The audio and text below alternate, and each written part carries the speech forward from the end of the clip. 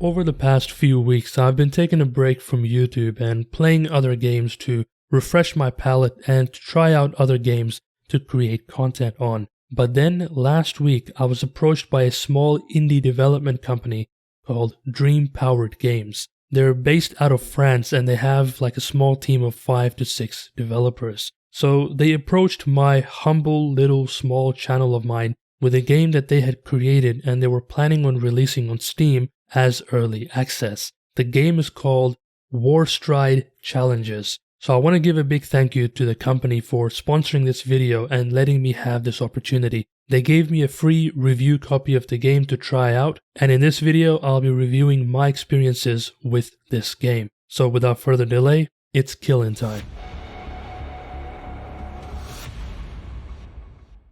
So what exactly is Warstride Challenges? Well, if there was an easy way to describe, it is a combination of some of the more popular boomer shooters from back in the day. If you were to add a little bit of Doom Eternal, if you were to add a decent amount of Quake, and you finally merge all of that with Ghost Runner, and then you will have Warstride Challenges. The game at its very core is based on time attack challenges. This means that most of the levels are short, but they're incredibly fast paced, because that's the entire point of these challenges. The aim is to finish each level as quickly as possible. And there are certain medals for completing a mission within a certain time frame, which you can see when you start a mission. So obviously, if you are a competitive player, you're always going to go for that platinum medal. In addition to that, there's also a leaderboard that compares your progress or your achievement as opposed to everyone else that is playing at the time. But before I do a deep dive on that, let's talk about the download, the installation, and more on the technical side of the game,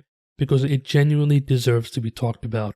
So after downloading and installing the game's total file size is about 5.5 gigabytes, which again is not much. Despite that, the game looks absolutely beautiful. The graphic and the texture fidelity or the quality is really good. And that is because the game was created in Unreal Engine, which, as you know, is probably the best engine in existence right now. Now, because the game is on Unreal Engine, it is incredibly well optimized. I have to give major props to the developers and of course the engine itself, because when I first fired up the game automatically applied the appropriate settings based on my PC hardware. So things like resolution, any FPS caps, DLSS, texture and shadow quality, and all of that stuff. This feature is so well optimized that basically all I had to do was to start the game and just play. At no point did I have to alter any of the settings, and I was getting a consistent 144 frames per second. And this is why they deserve the props, is because pretty much every single AAA studio in existence right now has a tough time with achieving high quality graphics but also high FPS as well. And pretty much every single AAA game that comes out now is just a buggy mess. However, this game barely has any bugs, so major props to the developers for the work that they've done. So when you first load up the game, you'll first have to go through a few tutorials, which gives you a good rundown of how the game works and how the movement tech is in this game. So basically the first tutorial will teach you the concept of bunny hops, which it's not exactly the same as in Quake or the old school Doom games, but still it is pretty close. The whole point is for you to chain your jumps in order to keep your speed at maximum. Then the next will have you doing a quick restart. So let's say you make a mistake, you can press the tab key on the keyboard and instantly restart the level, and there is no load screen as well. The third tutorial will then test your aim, and I have to say my aim is really not that good, but I did improve as I practiced more. Then the next tutorial after that will apply all of the things that you've just learned in one single sitting or in one single level. Then the next series of tutorials will include sort of the more complex movement techs, and this includes the slide mechanic where you can slide underneath low clearances, and if you couple the sliding with the jump and you do that together, you will then have the fastest acceleration in the game. And that's pretty much what most of the best players are using, where they're basically using the crouch or the slide button along with the jump, and they basically keep using that in order to keep their speed at maximum. And that's pretty much it for the tutorial section. There's not a lot of complexity with the game. It's more of the easy to pick up but hard to master type gameplay. And when I say that it is hard to master, I really mean it. Because the game in some areas, like the shooting aspect of the game, is pretty unforgiving. You really have to be on point with your flick shots and your general precision, otherwise you are going to miss your shots. But I'll talk more about that a bit later on. So let's get into the gameplay. So currently in early access there are a total of 3 stages, with only 2 of them being available right now. But there's a lot more content than that. So each stage has 12 challenges or 12 missions for you to complete. And then each challenge or each mission has roughly 5 variations or difficulties, with only 2 of them being available right now. The reason why they call it variations is because they alter the level in some way. In some cases they might add a few extra enemies, so you now have to do some flick shots, but in other cases the layout of that map is completely different, or you might actually be going backwards, and that completely messes up your strategies and your muscle memory as well. So I'm really keen to see how the harder variations will be, because some challenges are mechanically quite difficult, so I'm interested to see what they will do. Now usually each level or each mission is around 30 seconds or less, but in some cases they might be around a minute long. And just because it's a minute does not mean that it's easy. It just means that for the entire minute you are literally going the fastest that you can, and you're trying to have a near perfect accuracy score of 95% or higher. So by the end of that 1 minute you are going to be mentally and physically exhausted, I would say. But you only really need to do that if you are a competitive player, so just keep that in mind. Now, in addition to the 2 stages and their multiple variations, you also have bonus levels and BFLs. I'm pretty sure BFL stands for big fucking levels, I think. I'm not sure. I'll have to ask them. And both of these different gameplay types also comes with their own lists of variations as well. So the bonus levels have more open spaces with more emphasis on platforming or a combination of platforming and shooting within those open spaces. However, BFLs are basically multiple challenges that you've already played through chained together to form one long level. They're pretty much exactly the same as the individual level in terms of the enemy count, enemy placement, the just general level design. However, you now need to strategize and maintain your top speed throughout the entire level, with some of them being quite difficult. And you also have to make sure that you use your reloads at the right time as well, because if you reload at the wrong time and you go past an enemy, then you won't be able to complete a mission. That's pretty much the consistent part about all of these missions, is that you need to kill all the enemies in the map and you need to interact with any and all objects within the map in order to complete it. So when I say that some levels are difficult, yeah, they tend to get really crazy. So as you can see, there's absolutely no shortage of content within this early access phase.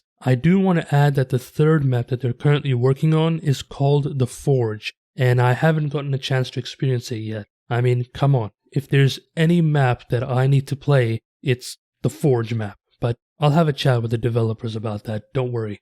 Now, another main mechanic of this game are the leaderboards, because it is a skill-based game, and every single level in the game, including the tutorial levels, have a leaderboard as well. And this will show you the fastest time all the players have achieved in the world. In addition to the leaderboard, they also have a Nemesis system. The benefit of having a Nemesis is that you will see their hologram in the level. So you'll be able to see which path they took, how they minimized their movements and any other strategies, and basically how fast they were going. It's pretty straightforward and there's pretty much not much else I can say about it. I do have one main criticism though. The hologram of the Nemesis doesn't show you what movement tech they're using. So let's say if they're using a lot of the slide plus jump tech, you won't see it. You'll only see them jumping. And additionally, you won't see what weapon they're using. And I'm not entirely sure if this was intended or maybe it's just part of early access, maybe to prevent people from straight up copying someone else's strategy. I'm not really sure.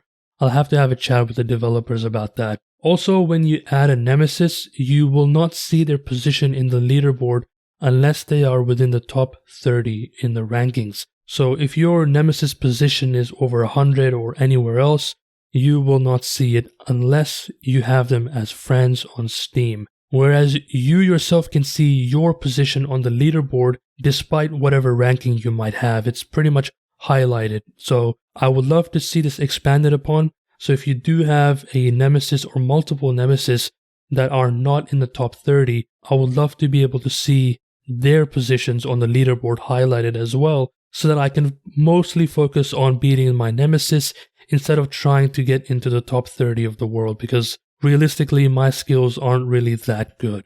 Finally, let's talk about the progression, because it's the most important part of this game. So obviously, as you progress through the game, you'll unlock and experience more difficult levels. All of these levels are unlocked in a very linear fashion. So let's say for the very first stage, which is called the Crypt, once you've gained a medal, you will then unlock Crypt 2, and so on and so forth. So overall, I do like that the progression is quite linear. Therefore, the difficulty as you progress is also linear, and I would like to give them props for having a fairly consistent difficulty progression as you unlock more levels. There are a few rare cases where some of the levels in between are a big difficulty spike, but for the most part, the difficulty ramps up very nicely and linearly as well. So it's overall pretty well done. So once you've completed a certain number of missions within a certain map or stage, you'll then have access to special maps and arena maps. So generally, special maps are a combination of platforming, movement text, and shooting within sort of like an open area. In some cases, some of the special maps are just super fast platforming. Arena maps, however, are pretty much as the name describes, where you're in a big arena and you have to kill multiple enemies or X number of enemies as quickly as possible. And this is where having a good or high mechanical skill will really benefit you on the leaderboard. But yeah, overall, I personally feel that the arena maps and the special maps really bring out the game's mechanics in a very well designed way. So I would love to see more expansion upon this part of the game as well. And obviously, as you progress through each of the levels, you will then have access to new weapons. There are about 4 weapons in the game so far. So you have your basic weapon, which is a pretty powerful pistol. Then it's the shotgun, of course. Then it's an assault rifle. And finally, it's the high-powered rifle. Now, one thing you'll notice is that the game pretty much has no leeway when it comes to aiming, which is something I mentioned earlier in the video. So most games have a certain hitbox around the enemy that gives you some leeway in order to be able to hit the enemy. However, in this game, you need to be absolutely spot on with your aim. Otherwise, you will miss. I'm not really sure how I feel about that, because this game was designed around having a high mechanical skill, so making the game a bit easier might affect the global leaderboards, and therefore I think in this case it's better to leave it as is, but I still wanted to give my criticism in case they may want to reconsider for whatever reason. So in addition to the weapons, you'll also have, of course, new enemies as well. You can generally identify the strength of an enemy with the color of their glow, with yellow being the weakest and red being the strongest. But generally, the bigger they are, the stronger they are. That's literally how it is. Now, in terms of enemy AI, it's actually really basic. And that's because you're moving through the levels so fast that you don't even get to experience the enemy AI. Because the whole point for you is to kill them with a headshot. If you want to get the best time, you have to kill them instantly. So these enemies mostly serve as an obstacle instead of an actual enemy. So I would like to see a bit more modification to the enemy AI if possible, but overall I do feel that they are pretty basic and they don't really serve much in terms of the complexity of a level. And finally, as you progress through each level, you'll then have access to new powers as well. So the first power you'll unlock is a time slow, and basically you press a button and time slows down around you, allowing you to make more difficult shots easier. But the competitive timer will not slow down, so just keep that in mind. So as you get better at the game, you will have to rely less and less on this power, so just something for you to consider. The next power is a shockwave ability, where you throw out a shockwave in front of you and instantly destroy any enemy in front of you, no matter how strong they are. You'll only have a limited number of charges, and the levels in which you have access are designed around having this power. So most enemies in, let's say, a particular mission will be in single file or, scattered in a way where you either have to do a flick shot or just a normal headshot. But at certain points of that map, you'll have a group of enemies, and naturally, that is where you have to use the shockwave ability. There's a few other powers as well, like a stomp ability, which I was able to access through the level editor, but I was not able to access that within the main game. There's also more abilities, but they're currently locked because, again, this is early access, so I'm interested to see what those abilities will be and how they will function within the game's mechanics. My only main point of criticism when it comes to the powers and the weapons and all of that stuff is basically loadouts. What are loadouts? Well, each mission will have a loadout for you to use, and you cannot change that loadout. So for example, a particular mission will give you a pistol, but also one charge of the shockwave ability.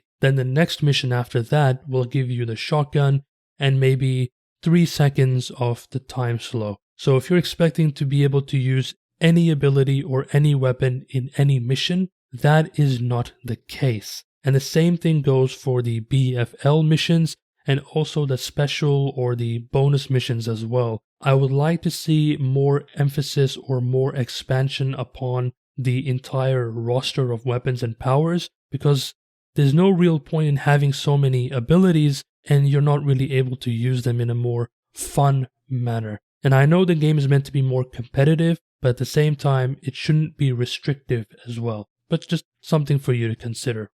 Honestly, overall, I'm pretty happy with the game, and I can say that it has improved my mechanical skill due to the high mechanical requirement in order to play this game and in order to finish each mission. The music is actually pretty decent, although a little bit repetitive, so I'm hoping to see a bit more variation in the music in the future. I guess my final criticism for this video is the user interface. Out of everything within the game, I pretty much like everything in the game. The one thing I don't like is the user interface. It is way too cluttered and doesn't flow that well at all. Something they could do is to have the list of levels on the left hand side that you can scroll through. On top of that list, they can have a button for each variation. Then in the middle, you have the image of the map, plus the timings for each medal. Then clearly show the loadout that you'll have around the button of the images. If you don't have any special loadouts, then it should clearly say that,